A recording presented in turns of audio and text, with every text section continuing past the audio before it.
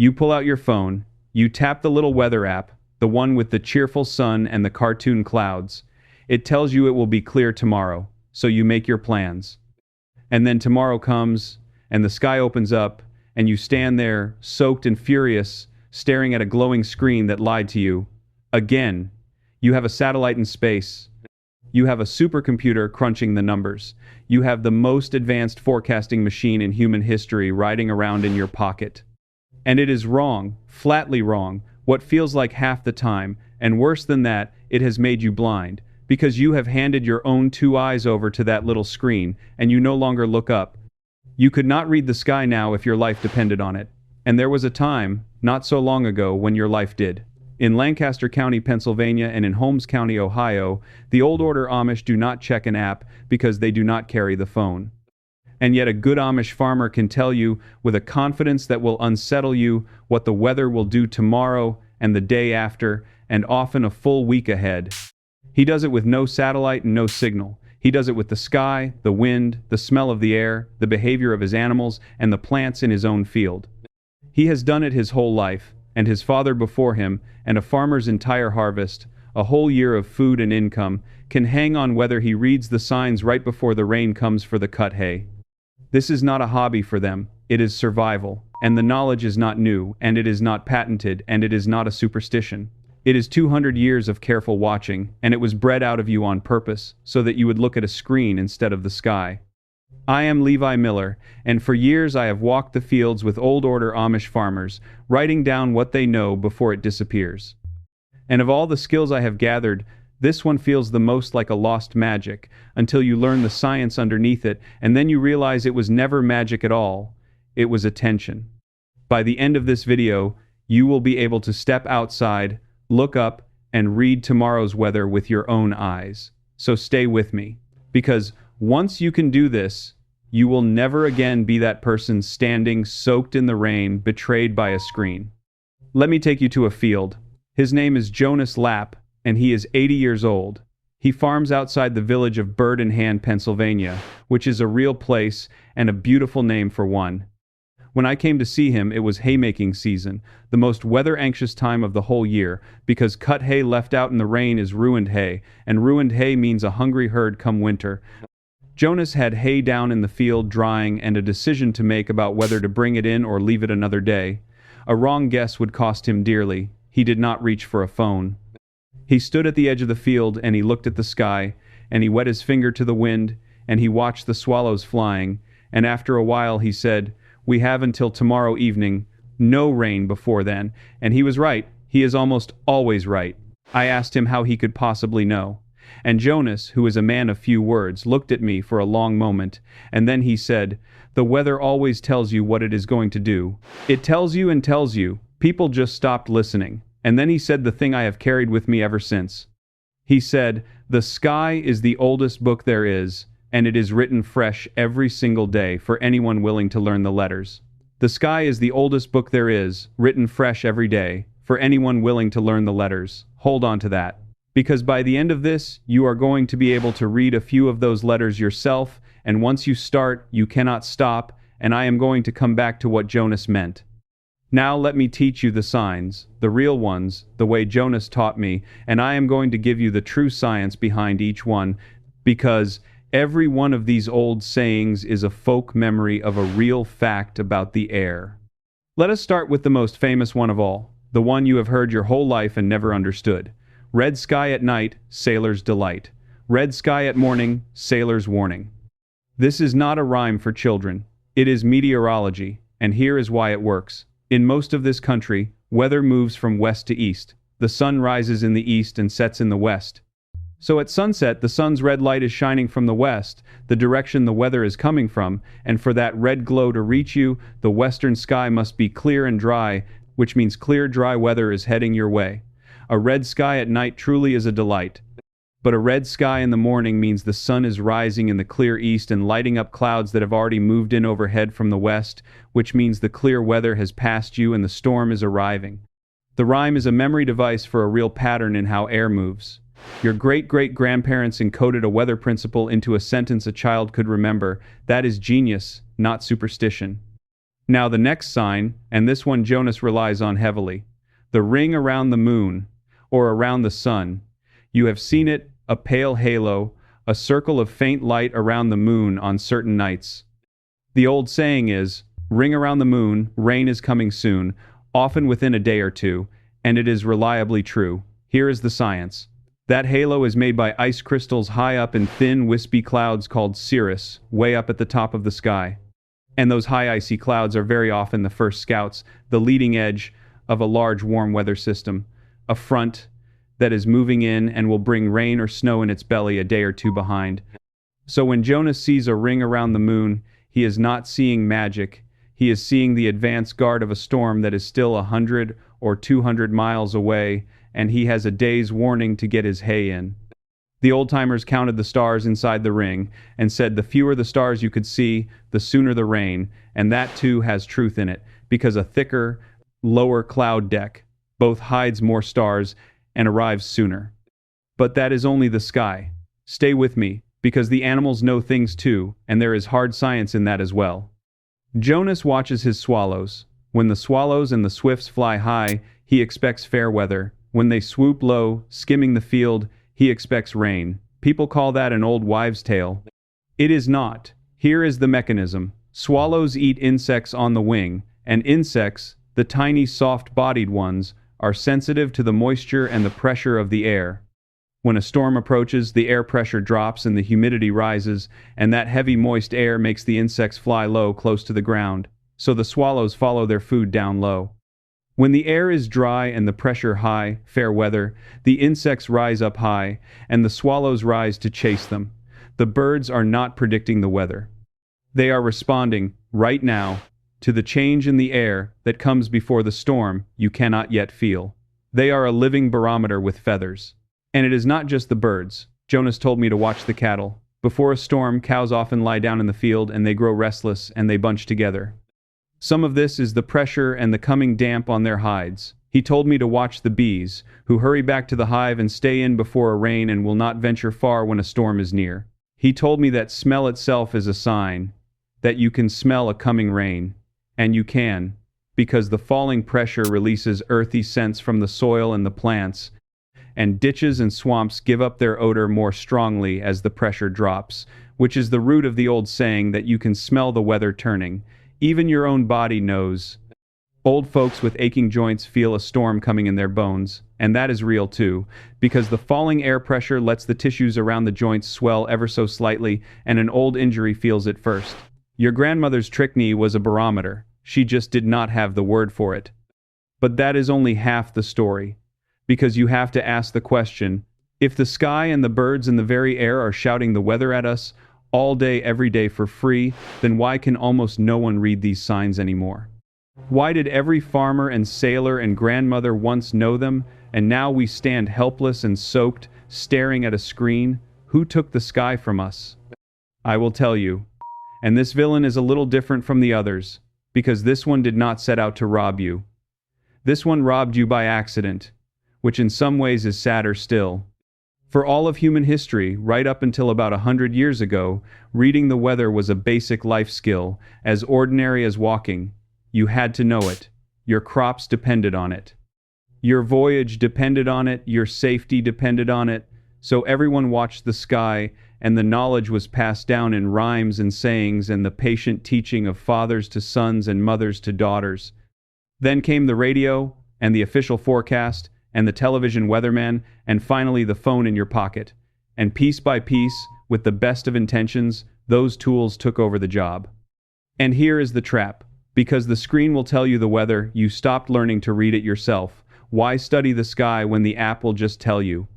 And so within 2 or 3 generations, a skill that every single person on Earth once possessed simply evaporated. Not stolen by a greedy company this time, but surrendered, handed over, traded away for convenience. And the convenience turned out to be a cage. Because the day the signal drops, the day the power fails, the day the app is simply wrong, you are left with nothing, blind under a sky that is still, to this very moment, telling you everything you need to know, if only you had not forgotten how to listen. That is the villain in this story. Not malice, but dependence. The slow trading away of your own senses for a screen that fails you, until you forget you ever had senses at all. And the cure is not to throw away the forecast. The cure is to take your eyes back, so that you are never truly blind again. But that is only half the story. Stay with me, because now I am going to give you the practical method, the way to actually put these signs together and read not just tomorrow but the week. Here is how Jonas does it, and how you can begin. The single most important thing to learn, the master key to all weather, is air pressure, and you can read it without any instrument at all. Falling pressure means worsening weather, rising pressure means improving weather. That is the whole foundation, and the signs I gave you are all just different ways of reading the pressure with your senses. The low-flying swallows, the aching joint, the strong smell from the ditch, the restless cattle, the smoke from the chimney that hangs low and will not rise, all of these are telling you the same single thing. The pressure is falling. A storm is on its way. When several of these signs agree at once, you can trust them completely, far more than anyone alone. Jonas does not rely on a single sign. He reads many, and when the swallows fly low, and the ring is around the moon, and his knee aches, and the cattle lie down, he does not need a forecast. The world has told him 4 times over. For tomorrow you read the sky directly. A clear red sunset, fair tomorrow. A halo around the moon tonight, rain within a day or two. High wispy clouds thickening and lowering through the day. A front is coming, expect rain in a day. Puffy white clouds in the morning that build into tall towers by afternoon. Expect thunderstorms by evening. A morning of clear blue with a gentle, steady wind from the west, a fine day ahead. For the week ahead, this is where the true art lies, and it is about watching the trend, the direction of change, over days. Jonas watches the wind. In his country, a wind that swings around to come from the east or the northeast is very often the herald of an extended spell of wet, unsettled weather, because of the way the great storm systems rotate. A wind settling into the west or northwest brings the clearer, drier spells. He watches the high clouds days in advance. He watches whether the dew forms on the grass in the morning, because heavy dew at dawn means the night sky was clear and the air calm and dry, a sign that fair weather is holding, while a dry morning with no dew can mean clouds moved in overnight and a change is underway. There is even truth in the old line, when the dew is on the grass, no rain will come to pass.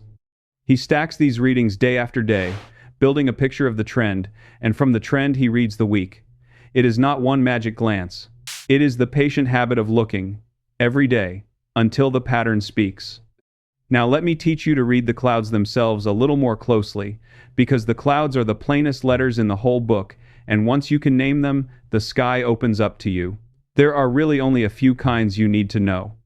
The high, thin, wispy ones, like brushstrokes or horsetails far up in the sky, those are the cirrus, made of ice, and when they appear and then slowly thicken and lower over a day, they are the calling card of an approaching front. Cirrus thickening means change is coming, usually within a day. Then there are the high flat sheets that creep across and dim the sun to a watery pale disk and put that ring around the moon at night. When the sky goes milky like that and the sun loses its edge, rain or snow is most often a day off, sometimes less.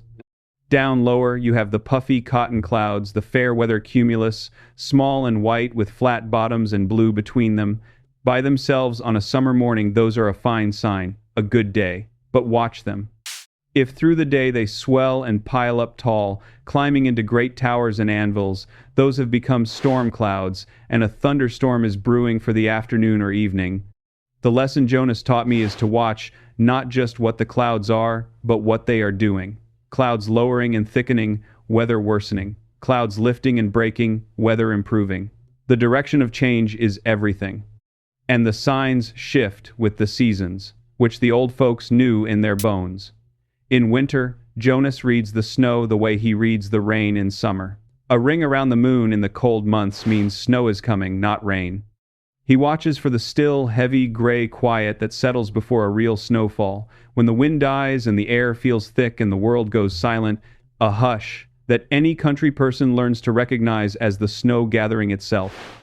He told me that when the smoke from the chimneys rises straight up tall and thin, the high pressure is firm and the cold, clear weather will hold, but when the smoke flattens and hangs low and drifts along the ground, the pressure is falling, and a storm, snow, or rain is on its way. That low-hanging smoke is one of the oldest and surest signs there is, and you can read it from any window in any town where a chimney still draws. He even reads the autumn for the winter to come, watching how thick the coats grow on the horses and the cattle, how high the hornets build their nests, how heavy the acorns fall, because the creatures and the trees, responding to signals we barely understand, prepare harder for a hard winter. The science of that long-range reading is less certain than the day-to-day signs, and Jonas is honest about it, but he watches all the same, because a man who watches everything misses less than a man who watches nothing. But that is only half the story, because there is one more sign, the deepest and the most reliable of all, the one Jonas trusts above every other, and almost no one knows it anymore. This is the secret within the secret.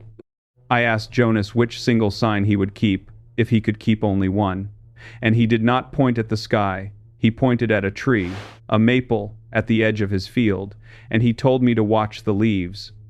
When a storm is truly coming, he said, when the rain is real and near, the leaves of the maples and the oaks and the poplars turn their backs to you, they show you their pale undersides. The whole tree seems to turn silver and shiver, and here is the science, and it is beautiful.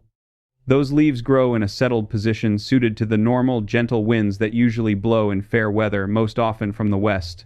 But the wind that comes ahead of a storm blows from a different and unusual direction, and it is gusty and strong. That contrary wind catches the leaves from the wrong side and flips them over, showing their lighter undersides, which evolved to face down and away.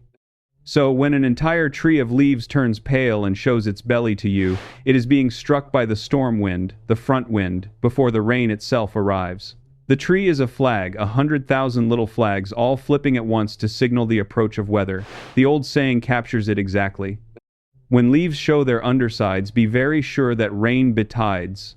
Jonas trusts it above all because a tree cannot lie and cannot be fooled, and it reads the wind across the whole field at once, higher and wider than a man can feel standing on the ground. That is the secret within the secret. The trees are reading the wind for you, all day, in plain sight, and when they turn silver, the rain is near and certain. You have walked past 10,000 trees, turning their backs to a coming storm, and never once knew they were warning you. Now, let me zoom out, because this was never really about the weather. When you learn to read these signs, when you step outside and look up and actually understand what the sky is telling you, something profound comes back to life in you. Your senses wake up. You start to feel the pressure drop before the rain. You notice the swallows. You see the ring around the moon and you feel a small private thrill, because you know, you alone among everyone hurrying past with their heads down over their screens, that rain is coming. You are no longer blind. You are no longer helpless. You are no longer a person who must be told about the world by a machine. You are a person who can read the world directly, with the same eyes your great-grandparents used, eyes that worked perfectly well for 10,000 years before anyone needed a signal. They did not steal this from us with a patent or a factory. We gave it away, for the convenience of a screen, and in giving it away, we made ourselves strangely helpless, cut off from the very world around us, unable to answer the simplest question, will it rain? Without consulting a device that fails us as often as not. The sky is the oldest book there is, written fresh every day, and we stopped learning the letters. But the book is still open. It is open right now, above your roof, telling you exactly what tomorrow holds, and you can learn to read it again, starting tonight, the moment you walk outside and look up. So here is what I want from you. In the comments below, tell me one weather sign that your grandparents or your parents believed in. A saying, a rhyme, a trick for knowing the weather. The aching knee, the cat washing behind its ears, the smell before the rain, the ring around the moon, whatever it was in your family, tell me what they said and where they lived. Because I am collecting these, all of them, and I believe that gathered together they are a kind of treasure, the scattered pages of that oldest book, and putting them back in one place is a thing worth doing. And if this stirred something in you, if you felt that pull to lift your eyes from the screen and learn to read the world directly again, then I would be honored to have you subscribe. Not to smash a button. I do not care about buttons. To join something. There is a quiet movement of folks out here waking their senses back up on purpose, learning the old skills, refusing to be blind and helpless in a world that is speaking to us all the time. We do not make noise about it, we just look up and we know what we know. If that is you, you belong here and I am glad to have you. Next time, I am going to show you how the Amish light their homes at night, warmly and beautifully and safely, with no electricity at all, so that when the whole grid goes dark and every house on your street is black and frightened, the Amish home glows soft and golden as if nothing has happened, because for them, nothing has. That is the next video, and you do not want to miss it. But before you go, stay with me one more minute, because I owe you answers to the doubts I know are rising. I got a letter last month from a man named Marvin, in Berlin, Ohio. He wrote that he had always laughed at his late father for predicting rain by his elbow, calling it a foolish old habit. After watching one of my videos, he started paying attention, watching the high clouds and the wind and the swallows. He wrote that within a few weeks he had correctly called 3 rains that the phone app had missed, and that he finally understood his father had not been foolish at all. He had been reading a book that Marvin never learned to read. He wrote that he felt he had gotten a small piece of his father back, and an apology he could no longer give in person. And, I got a letter from a woman named Anna near Napanee, Indiana. Anna is 73, and she farms with her family. She wrote that one summer evening she saw the maples turn silver at the field edge and the swallows drop low, and against the cheerful forecast on a neighbor's phone, she trusted the signs and called the family in to bring the hay before dark. The storm hit at midnight, a hard one. Every neighbor who trusted the phone lost hay to the rain. Anna lost none. She wrote, "The trees told me, plain as a church bell, and I have never once regretted listening to a tree over a telephone." I have read that letter more than once. Now let me answer the objections plainly. You might be thinking, this is just superstition, old wives' tales. But I have given you the science behind every single sign. The red sky is the movement of weather from the west. The moon ring is high ice clouds ahead of a front. The low swallows are insects responding to falling pressure. The silvered tree is the storm wind flipping the leaves. These are not superstitions. They are real observations of real physics, encoded in memorable sayings by people whose lives depended on getting it right. The superstition was thinking a screen knows better than the sky. You might be thinking, the forecast is still more accurate, why bother? The forecast is a wonderful tool, and I am not asking you to throw it away. I am asking you to add your own eyes to it, so that you are never helpless when it is wrong or when the signal drops. And the forecast cannot tell you what is happening over your exact field in the next hour the way the trees and the birds can. The sky over your own roof is more local than any app will ever be. You might be thinking, I live in the city, there are no swallows or cattle here. The sky is over the city too. The red sunset, the ring around the moon, the high clouds thickening, the wind shifting, the smell of rain on hot pavement, the pigeons hunkering down. All of these you can read from a sidewalk or a window. The book is open over the city just the same. You only have to look up. And you might be thinking, I do not have time to study the sky every day. It is not study. It is a glance. 10 seconds when you step outside in the morning, 10 seconds at sunset. Do that for a few weeks, and the patterns will start to teach themselves to you without effort. The knowledge wants to come back. Your senses were built for this. They are only sleeping. And one last doubt. You might be thinking, what if I read the signs and get it wrong? You will, at first, now and then, just as a child reading sounds out the wrong word before it learns. That is how every skill is born, but here is the gift. Every time you make a guess and then watch what truly happens, the sky teaches you, for free, whether you were right. Few teachers are so patient or so honest. Guess, then watch, then learn. Do that through one changing season and you will be astonished how rarely you are wrong by the end of it. Jonas said something to me as the light went down over his field, the hay safe in the barn behind us. He said, a man who can read the sky is never quite at the mercy of the world, because the world warns him, and he listens, and he is ready. That readiness is a kind of peace, and you cannot buy it, and no one can take it once you have it. And then he said it one last time, the way he folded it into everything. The sky is the oldest book there is, written fresh every day, for anyone willing to learn the letters. Learn the letters, take it back. I will see you in the next one.